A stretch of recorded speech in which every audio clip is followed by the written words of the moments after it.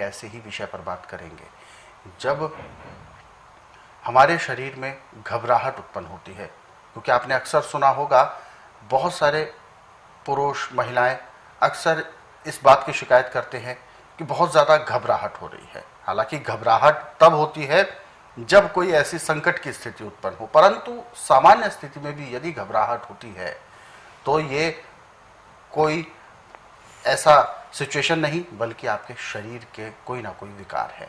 आइए इस पर चर्चा करते हैं, और इससे पहले कि हम कार्यक्रम में आगे बढ़ाएं इस चर्चा को, आप सभी को याद दिलाते हैं कॉपी पेन जरूर लेकर बैठें। जो भी नुस्खे उपचार आपको बताए जाएं उनको आप लिख जरूर लेना। चलिए आगे बढ़ते हैं। गुरुजी, आज के इस अंक में हम बात करेंगे घबराहट होना।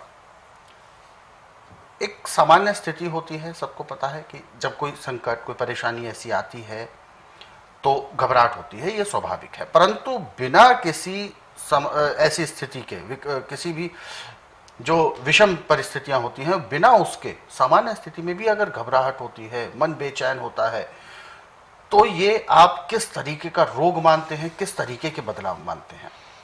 देखिए, घबराहट होने का मुख्य कारण है कि आपके खून के अंदर इन्फेक्शन हो चुका है।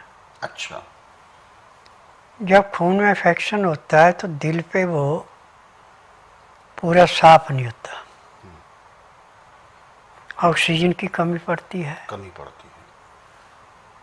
खून पूरा साफ नहीं होता तो तकलीफ बढ़ती है। खून के संचार में भी परिवर्तन हो जाता है। हाँ। अब ऐसे तो हमारे पास सैकड़ों नुस्खे हैं इसके, परंतु सबसे आसान और टिकाऊ जो नुस्खा है वो है सेब का। आपने सेब को देखा होगा कि जब उसको काटते तो बीच में से आपको ऐसे लगता है जैसे दिल है। हाँ। दोनों टुकड़ों में। अब सेब का यदि आप शहद के अंदर मुरब्बा बनाते हैं तो इस मुरब्बे से घबराहट ऐसे समाप्त होती है जैसे जलती अग्नि में पानी डाल के अग्नि शांत होती है। और जो सुबह हर रोज बिना नागा एक सेब खाता है और एक शाम को सोने से घंटा पहले खाता है, उसको जिंदगी में घबराहट तो कभी होती है ना, उसका दिल कमजोर होता। अच्छा, ये इसका कारण? ये फलों के अंदर की ताकत है। अब एक बात इसमें सबसे बड़ी है कि जब आदमी का खान पान ठीक नहीं है तो खून का इन्फेक्शन जो है वो ऑक्सीजन पूरी मिलती ना, साफ नहीं होता, घबराहट होगी। अब किसी को गेहूं नहीं पचती, किसी को चना नहीं पचता, किसी को चावल नहीं पचता, परंतु यदि हम अपने शरीर की लेबोरेटरी से उन चीज़ों को टेस्ट करके खाएं तो जो चीज़ पचती नहीं उसको छोड़ दें। अच्छा। तो घबराहट का भी या रोग कोई होगा ही नहीं। परंतु जीव के स्वाद के लिए जो चीज़ माफ नहीं आती उसको खा जाते हैं तो रोग आता है। आज सबसे बड़ी देन है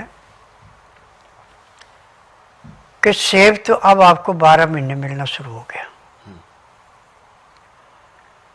और हमारा हिंदुस्तान ऐसा है कि जिसमें 6 ऋतु में 12 महीने बराबर चलती रहती है।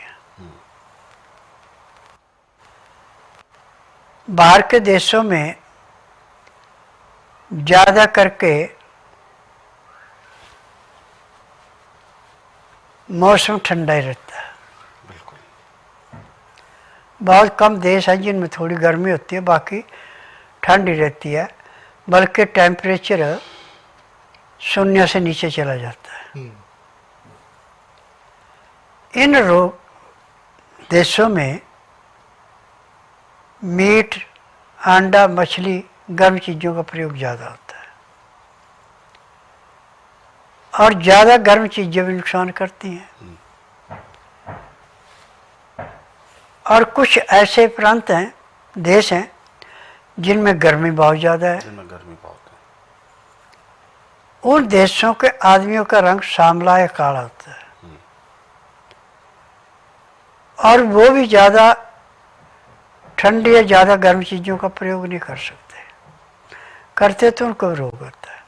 परंतु यदि आप बेल के मुरब्बा, आंवले का मुरब्बा, सेब का मुरब्बा डेली खा रहे हैं तो आपको कभी भी ना कोई रोग होगा ना घबराहट होगी। बिल्कुल। अभी गुरु जी आपने एक चर्चा में एक जिक्र किया था कि खुद से जांच कर सकते हैं कि कौन सी चीज़ आपको नहीं सूटेबल है, कौन सी चीज़ आपको नहीं पचेगी, उसको आप क्या करें? देखिए, सूखी चीज़ या खाने के हाथ में लेके दिल पे रख लो, ऐसे बाएं हाथ में लेके, दायां हाथ ऐसे सीधा कर दो, खड़े हो जाओ और हाथ को टाइट रखना। दूसरे आदमी को कहो कि मेरा हाथ नीचे दबाओ। यदि वो चीज़ आपको सूट है तो आपके हाथ में ताकत होगी, उसको जोर लगाना पड़े तब हाथ नीचे आएगा। परंतु वो चीज़ आपको माफ कर नहीं आती, नुकसान करेगी, तो उसको जोर नहीं लगाना पड़ेगा, हाथ एकदम नीचे गिर जाए। जो नीचे गिर गया चीज़ खाएंगे नुकसान करेगी। बिल्कुल। और ऐसे में आपने फलों के बारे में बताया और ख़ास तौर पर सेब के बारे में बताया। सेब को काट कर खाना उचित है या कह सकते हैं कि अगर उसका रस ज़्यादा से ज़्यादा पिए वो देखो, ज़्यादा? इसके 3 तरीके हैं। अच्छा। पहला तरीका तो इसका मुरब्बे का है। अच्छा। दूसरा तरीका इसका चाहे कच्चा सेब चाहे पक्का सेब, काट करके पानी में डाल कर उसको उबाल लो जी। उबाल करके उस पानी को पियो, वो और भी ज़्यादा लाभ देता है। और ज़्यादा लाभ देता है। और पका हुआ सेब है तो उसकी छोटी छोटी फाड़ियाँ करके बीज निकाल दो और पहले उसको धो लेना अच्छी तरह। अच्छा। क्योंकि बाहर के देशों के जो सेब आते वहाँ का क्या, यहाँ का भी हो गया ये कि इनको चमक देने के लिए इनके ऊपर मोम चढ़ा देते हैं, कोटिंग करते हैं। कोटिंग करते हैं। यदि छिलके के साथ आप उसको खाएंगे मोम अंदर जाएगा और नुकसान करेगा। बिल्कुल। तो पहले उसको गर्म पानी से धो ताकि मोम सारा निकल जाए, जी। फिर ताज़े पानी से धो के खाएंगे, आराम मिलेगा। या फिर सेब को उबाल लो, छिलके सहित उबाल लें। हाँ, उबाल करके आपका जो बाहर का छिलका है वो बिल्कुल कागज जैसा पतला हो जाएगा, आराम से उतर जाएगा, जैसे आलू भूनने के बाद छिलका उतर जाता है।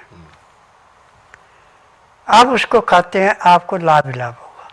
परंतु जब आप सेब को छिलेंगे तो उसके अंदर से sodium, potassium, magnesium, phosphorus, silicon, ये सब कुछ छिलके के साथ निकल जाएगा, फिर आपको इतना लाभ नहीं देगा। लाभ नहीं होगा। यानी छिलके में असली पावर है।